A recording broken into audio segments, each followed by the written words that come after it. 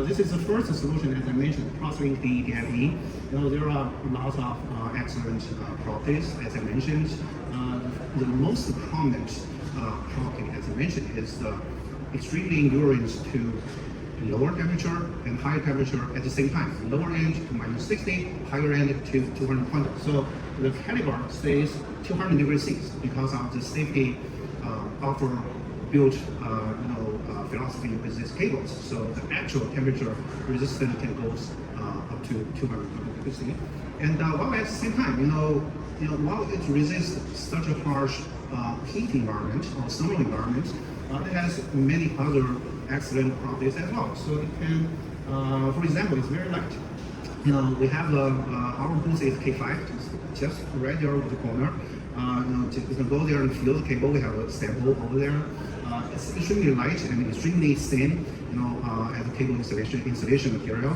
And it also resists to nearly most of the chemicals, regardless of whatever, water, oil, aviation oil, lubricant oil, some other harsh chemicals. You just immerse the cable into the chemical, it doesn't change, thanks to the fluorine content polymer properties, right? So it's the inherent property of this type of family of polymers. It simply can resist to nearly all of the chemicals available on the airplane or on the marine equipment. It also has a specialty property as a radiation resistance. Why this is important? I believe you all still remember, this is can be used on spacecraft, right? So when you shoot a rocket into the space, once the rocket goes above the atmosphere, it exposed to very harsh radiation environment from the space, from the sun, from other stars, all this radiation available to the equipment. You don't want your cable to degrade and introduce the cracks, introduce the failures, all this material is extremely excellent, besides all these properties can resist to the radiation, so which is important, and it's also part of the reason why we need this in the space industry. Okay, so here simply we show the testing report we acquired in China, which we acquired from the institute, the national level institute, which carry out the certification test according to SAE AS 22759, so which is a US-based standard, industrial standard, and it is considered the gold standard for aviation and space industry.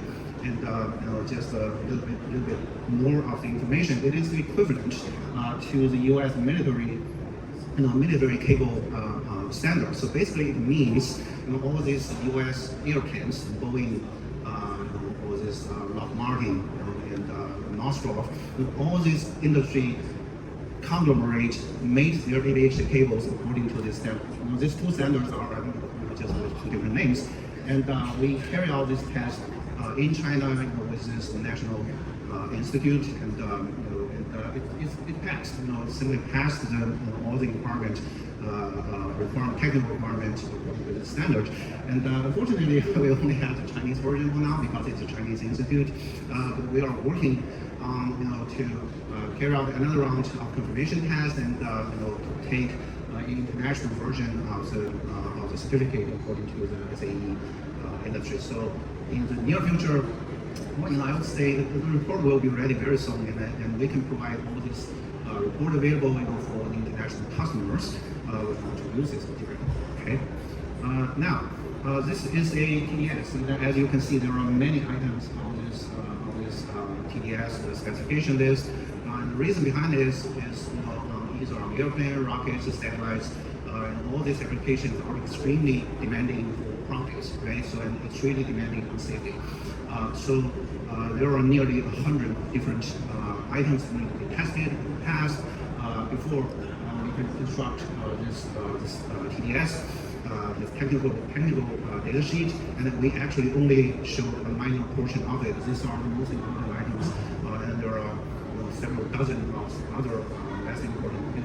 I don't say less important. There are less prominent items behind the sheet, so which are available to provide our customers if you need to focus.